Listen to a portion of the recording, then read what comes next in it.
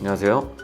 리스펙성형외과 공원장입니다. 저희 병원은 여러 가지 이유로 재수술 환자분들이 많은데 오늘은 조금 더 특별한 주제를 가지고 재수술에 대한 얘기를 좀 해보고자 합니다. 이번 사례에 해당하시는 분은 타 병원에서 수술 후 코끝이 떨어지는 걸 개선하기 위해서 내원하신 분입니다. 이분은 코끝이 떨어짐이 개선의 주된 목적이었지만 입툭티에 해당하는 부분을 같이 좀 개선하고자 인중코의 개념을 찾아보고 내원하신 분에 해당됩니다. 환자의 수술 전후 사진을 보면서 수술 후 코 모양이 어떻게 변했는지, 입툭티에 해당하는 부분이 어떻게 개선됐는지 설명드려보는 시간을 가져보도록 하겠습니다.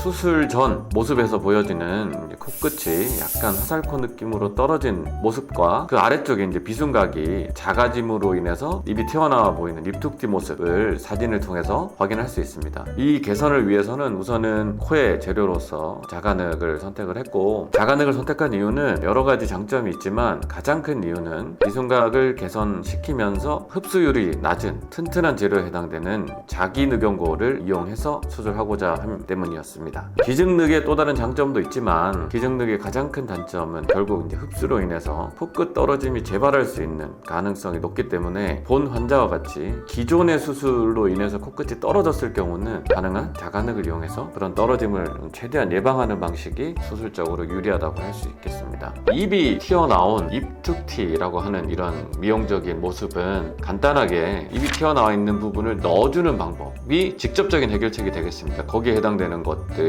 주로 양악 혹은 교정, 돌출입 뼈 수술 이런 수술들이 해당될 텐데, 이런 수술들은 튀어나온 입을 넣게 해주는 명확한 방법인 걸 알지만 이런 방법들은 시간과 고통이 훨씬 더 크기 때문에 단순히 입을 좀 넣었으면 하는 생각을 가지신 분들에게는 조금 과한 접근의 수술법이 될 수 있습니다. 그래서 뼈를 직접적으로 건드리지 않고 상대적인 개념으로 접근을 해서 입이 튀어나와 보이는 부분의 위쪽에 해당되는 비순각을 좀 더 크게 만들어서 입이 튀어나와 보이는 모습을 개선하는 방식이 제가 리스펙에서 수술하고 있는 인중코 수술이 되겠습니다. 인중코 수술의 핵심인 이 비순각 교정술은 개인마다 차이가 좀 있겠지만 대부분 90도에서 100도 정도로 비순각을 개선해서 코의 어떤 돌출감과 입체감을 다시 좀 부여하는 그런 방식의 수술이 되겠습니다. 비주의 바닥과 인중으로 이어지는 이 비순각이 좁아질수록 입은 튀어나와 보이고 넓어질수록 입은 덜 튀어나와 보이기 때문에 실질적으로 뼈를 건드리지 않았음에도 불구하고 입이 나와 보이는 이 모습이 측면에서 상대적으로 개선되는 모습을 볼 수 있습니다. 다시 이 환자분의 사진을 보면 충분한 재료를 써서 떨어져 있는 화살코 모양의 코끝을 개선하고 코의 어떤 라인을 전반적으로 교정시켜주는 미용적 수술을 1차적으로 개선한 모습을 확인할 수 있는데, 그 아래쪽에 해당되는 비순각을 다시 보시면 재수술 전에는 거의 한 60도 정도에 준하던 작은 비순각이 거의 한 90도 정도 선으로 개선된 모습을 볼 수 있습니다. 이렇듯이 인중코 수술은 코의 모양 그리고 입에 튀어나와 있는 모습을 상대적으로 개선을 시킬 수 있는 두 가지 이점을 얻을 수 있는 좋은 수술이 될 수 있습니다.